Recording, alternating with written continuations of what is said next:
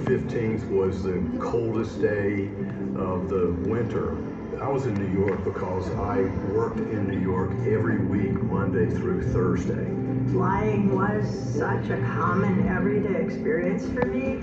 I flew 100 flights a year at least. When I woke up in the morning and there was like an inch of snow on the ground, and I was like, oh great, you know, New York just gets paralyzed with the snow and my flight's going to be delayed. And it had started to stop snowing, and the sun started to come out, so I felt a little more confident that the flight was going to be okay. I just handed my ticket to the agent. She tore off my piece of the stub and handed it back to me, and I boarded. I was in the front of the aircraft and stowed my belongings like I always do, and just sat in my seat and watched all the passengers board. 1549, runway 4, let's take off. 1549.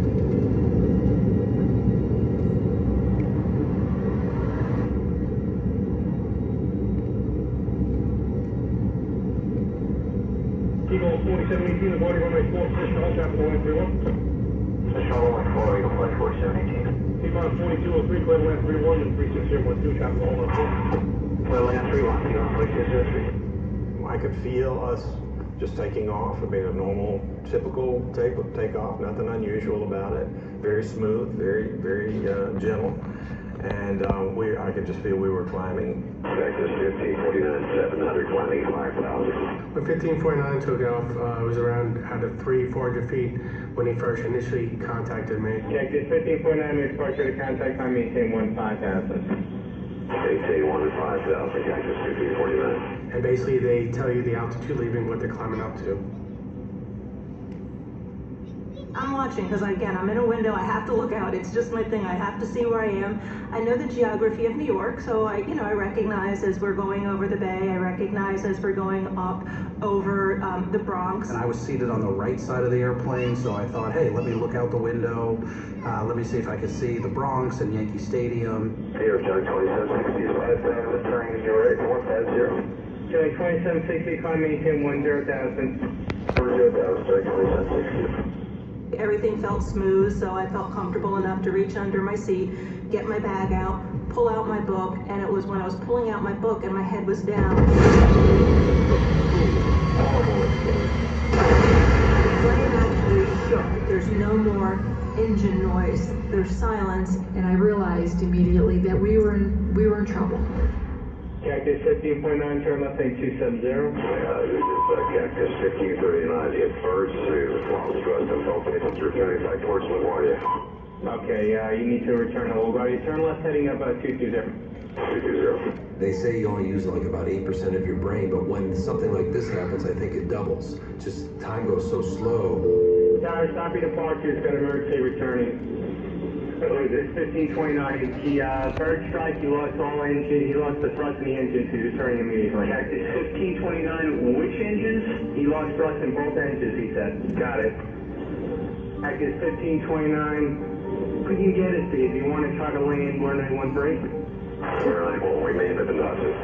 I smelled something that smelled like an electrical fire. Someone behind me on the right said, the right engine's on fire. And then someone on the left said, no, the left engine is on fire. So now you're realizing it's the engines. Oh, this is not good. It's panic at that point. Hi, Cactus 15.9, it's going to be left traffic to runway 31. Unable. Okay, what do you need to land? I looked out and saw the towers of the George Washington Bridge very close below us. Way too close. Cactus 15.9, runway 4 is available if you want to make left traffic to runway 4. It's okay, I'm sure you're going to keep runway. What's the over to our right? Anything in New Jersey, maybe Teterboro? I've never seen the Palisades on the right-hand side and the buildings on the left-hand side getting bigger and bigger. You want to try to go to Teterboro? Yes. Teterboro, you look like the parts guy, emergency inbound. Hey, got it. Cactus 1529 over the George Washington Bridge. He wants to go to the airport right now. Wants to go out, airport check. Does he need assistance?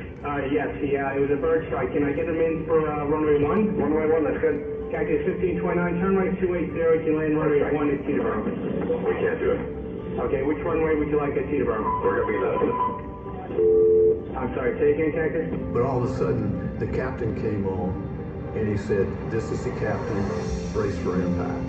The flight attendants went into a chant of heads down, stay down, brace, brace, brace. Cactus 15.9, radar contact is lost. You also got Newark Airport up at 2 o'clock in about 7 miles. Adrenaline kicks in. I was hyper-focused on bracing and hyper-focused on praying. I just think that my brain was preparing me for death. What flashed before me was the life that wasn't going to happen. The grandchildren I wouldn't see grow up, you know. My heart was beating I remember it was deafening. Like I couldn't hear anything because my heart was beating so loudly. But at the very last, say 20 seconds or so after I said my goodbyes and I said my prayers, that's when I had the feeling that overcame me of peace. Tango Alpha, looks like there's maybe an incident here. Copy, sorry, reporting visual. Tango Alpha, is he still flying?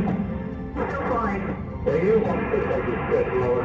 Going down. Somebody behind yelled, "Be ready to open those doors." When they screamed at somebody up by the door, said, "We got it."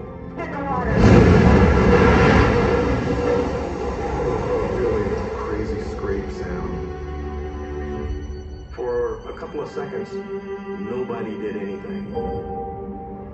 The captain came out and he said, "Evacuate." I felt water around my feet immediately, and it was cold. We just followed each other out, and I'm out on the wing I go. They just jumped into the water like you jump into a swimming pool. I just remember thinking, like, I can be cold compared to dead. Other people are coming off, so I was slowly moving down the wing to make room for others. And I looked and there were people walking on water. I guess I did die. I remember very quickly looking down the river and seeing the first ferry boat coming towards us. My crew took out 24 people. My deckhands were literally like grabbing them like fish and putting them on the deck.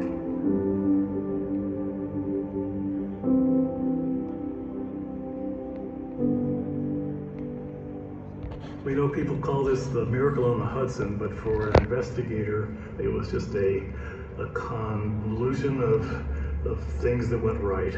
Good training in the airline that was involved, good oversight from the FAA, a manufacturer that designed a very good and safe aircraft, and in the very end, they managed to land the aircraft successfully. Over 45,000 flights a day occur within the United States. The airspace system here in the U.S. is very complicated and very large. 2.9 million people fly every single day.